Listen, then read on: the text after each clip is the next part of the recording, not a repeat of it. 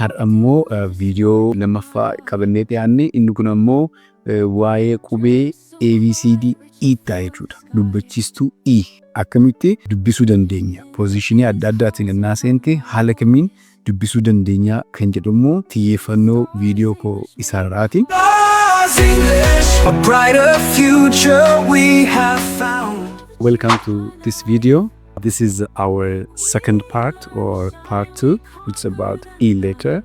As you can see here, letter E. So this video will help you to identify how to pronounce E based upon its position in consonant letters.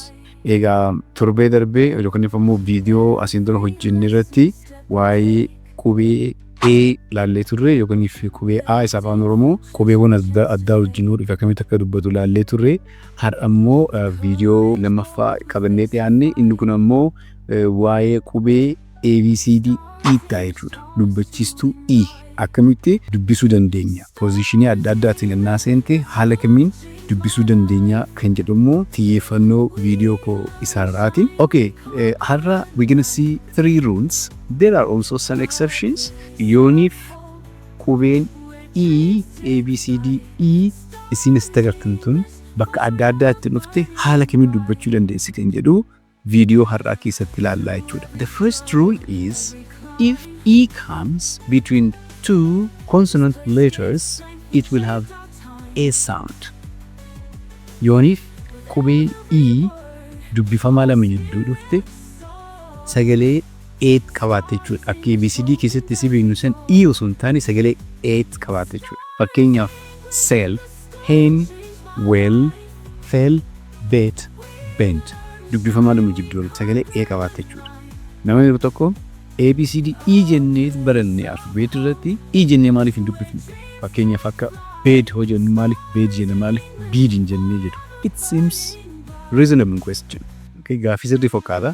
Garuu afaan Ingiliffaa seera xiqqoo haala alfaabeetii barannee waan hin dubbannee fi sagaleewwan afaan Ingilizii barachuu kanaaf nu barbaachisa jechuudha. That's rule 1. And the second rule is if 2 E come together, it will have E sound. Yooniif qubee ABCD E tun lama taatetti yommuu sagalee E qabaate jechuudha. Sagalee E jedhu qabaate. A osoo hin taane sagalee E qabaate jechuudha. Fakkeenyaaf P, F, B, breed, speed, street. There are many more words like that. Kanaafuu inni kun ammoo seera isa lammaffaadha jechuudha. Okay? And the third rule is yooniif haala kanaan E fi N bakka takkatti yoo dhufan amma sagalee E qabaate jechuudha. A jennee dubbisnu akka seera jettu baasan E jennee dubbisnu jechuudha. Fakkeenyaaf P, T, knit, beach, read, leak, list, tear jechoota hedduu haala saniin dubbisnaa jechuudha. Okay? Inni seera isa sadaffaadha jechuudha. Seera sadaffaa kana ammoo warri cabsanii jiru. E fi N bakka takka dhufanii akka itti warri hin dubbanne immoo ni jiru. Okay? Maal barsiisa haala kan barsiisee turtee miti warri kun ammoo haala biraatiin dubbatu akka hin jenne immoo there are exceptions. Let's see these exceptions. Kaawwata exceptionii kana seera waan hin qabnee fi akkasumatti sammuu qabanneeti isaan barra jechuudha. Malee seeratti isaan barsiisuu hin qabnu jechuudha. Fakkeenyaaf DEA silaa deed ta'uu qabami deed jennee dubbisna. Deed. Akkamitti akkanumatti. That's what makes English a bit difficult, you know. HEAD heed, head jechuudha. Head, dead, breath, weather, feather, break. You understand? So these are the roots that would help us to read letter E. Isa kana haala noo qabattan, that's really wonderful. Okay? Amma maal goona jechootan amma isin barsiis kanneen ammoo hiikaa isaanii isinitti himaa hiikaa isaanii ilaallee deeban jechuudha. Maaliif jechoota qabachuudhaaf istiraatiijiin inni bareedaan maali? Paatarnii isaan qabaniin, firummaa isaan qabanii, tokkummaa isaan qabaniin bakka tokkotti sammuutti qabachuu yaaluuni salphatti qaban akka yaadan nu gargaara waan ta'eef jechuudha.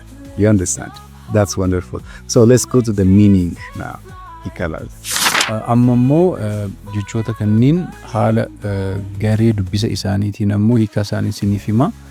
And the first rule seerri isa jalqabaa yooniif dubbifamaa dubbifamaa walitti dhufan sagaleen qubeen ABCDE sun akka eetti dubbattii kan jenneedha. So achi jalatti sell jechuun gurguruu, hen lukkuu, weel gaarii, fell kufuu, led gaggeessuu, bet qabsiisuu, qumaaraaf jechuudha. Bend dabsuudha. Kun jechootan seera isa jalqabaa jalatti isinitti mul'ise. Seera isa lammaffaa jalatti ammoo yooniif i lama taatee dhufte sagalee ABCDE lama taatee sagalee i dheeraa qabaatti jenneerra.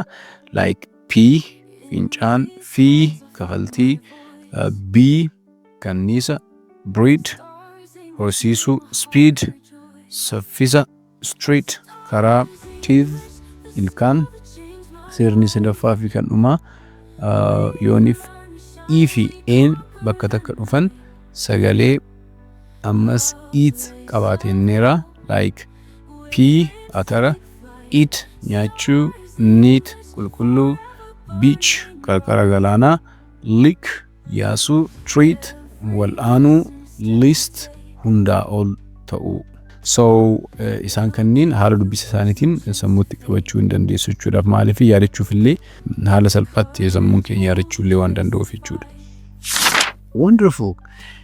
Egaa hiika jechoota kanneeniin laaltanii akka callistanii dhiisni abdiin qaba.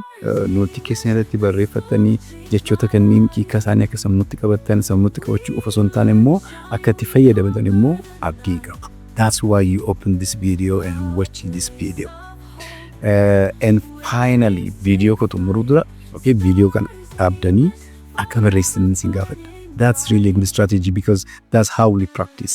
Ani gama kootiin xumureen jira waan ta'eef asittiin isiniin gargar bahaa, isin ammoo video kana ilaaltanii hiika jechoota hubattanii katabattanii akka itti fayyadamtan isiniin jedha.